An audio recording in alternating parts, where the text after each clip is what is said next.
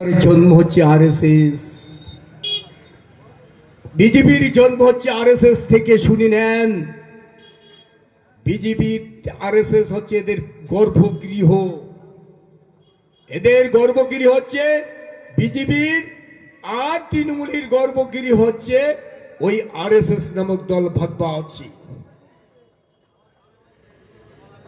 কেন করবে না? আজকে কি বলছে?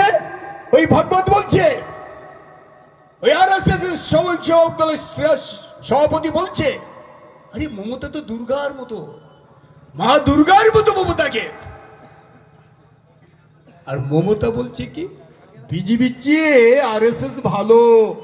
ভাবে দেখো দুটো কথা মিল কিরকম। মমতা বলছে বিজেপির চেয়ে আরএসএস অনেক ভালো, আর আরএসএস এর নেতা বলছে মমতা স্বয়ং দেবী দুর্গার মতন। কি বীর! আমরা তো মূর্খ না, আমরা মূর্খ জগতে বাস করছি। আজকে বাংলার মুখ্যমন্ত্রী যে দুর্নীতি করেছে সেটা তো পরের কথা। মুসলমানদের নিয়ে যে ছেলে খেলা করেছেন, এর প্রতিকার করতে হবে, বিচার করতে হবে, আন্দোলন করতে হবে। তাই আজকে আগামী 26 তারিখ 29 তারিখ আমাদেরকে ভোট দিতে হবে, 26 সাল। এই জন্য বলছি, বাংলার মুখ্যমন্ত্রী মানুষের কথা চিন্তা, মুসলমানদের কথা চিন্তা করেনি। হিন্দু মুসলমানদের ভাগ করে দিয়েছে। আমরা একসাথে ছিলাম, আজকে যে সুন্দরভাবে আমরা একসাথে মিলেমিশে থাকতাম। আজ কি দুর্ভাগ্য আমাদের, আজকে আমাদের কি দুর্ভাগ্য যে আমরা হিন্দু এক ধারে যাই, মুসলমান এক ধারে যাই। কেন? একই বাজারে তো। জানেন, আমাদের রোজার সময় আমার অনেকগুলো হিন্দু বন্ধু বান্ধব আছে। কি বলো দিন, তোমাদের রোজা এত দোকানপাটে বেচে কেনা নেই, আমরা তো মরেছি।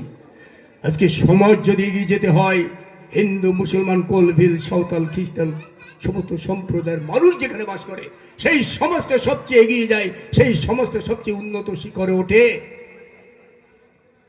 আজকে বাংলার মুখ্যমন্ত্রী আমাদেরকে কি সুন্দরভাবে সুপরিকল্পিতভাবে বিজেপিকে এনে দিচ্ছে। আমার প্রতিজ্ঞাবদ্ধ।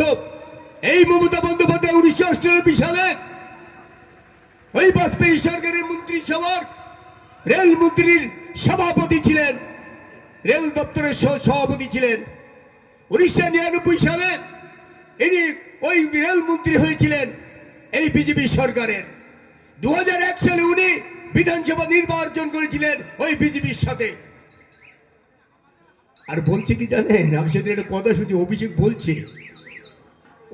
বলছে কংগ্রেস হচ্ছে বিজেপির বিটি। ভাবা যায় যে রাহুল গান্ধী ভারতবর্ষের বুকে লড়াই করছে, যে রাহুল গান্ধী কাশ্মীরে 370 ধারার বিরুদ্ধে লড়াই করছে, যে রাহুল গান্ধী ওয়াকফ সম্পত্তির বিরুদ্ধে লড়াই করছে,